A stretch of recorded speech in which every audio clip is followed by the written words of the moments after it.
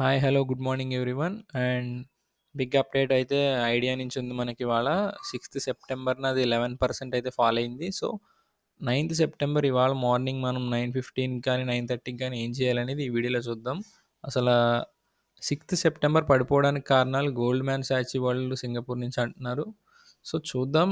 And main reason వచ్చేసి ఏంటంటే వీళ్ళదొక AGR అనే కేసు నడుస్తుంది సుప్రీం కోర్ట్‌లో.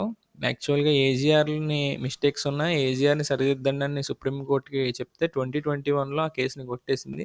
సో, మళ్ళీ ఇదే కేస్‌ని వీళ్ళు సుప్రీం కోర్ట్‌కి హియర్ చేసేలా తెచ్చారు. అండ్ ఏజీఆర్‌లో మిస్టేక్స్ ఏంటంటే కోర్ టెలికాం కమ్యూనికేషన్ ఐడియా ఏదైతే ఉందో దాని నుంచే మేము మీకు బకాయిలనేది కడతాం.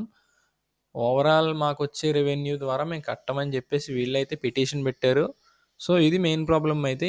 ఇది కోర్ట్ ఎలా బిహేవ్ చేస్తదనేది ఎవరో చెప్పలేం. సో, బేస్డ్ ఆన్ కోర్ట్ ఇది రివర్సల్స్ కూడా ప్లాన్ చేయొచ్చు. అండ్ ఇవాళైతే ఇంట్రాడే వాళ్ళొచ్చేసి 13 ఉంది కాబట్టి ప్రెజెంట్ 12.50కి ఎప్పుడైతే ఎళ్తదో మీరు ఖచ్చితంగా సెల్ చేయొచ్చు.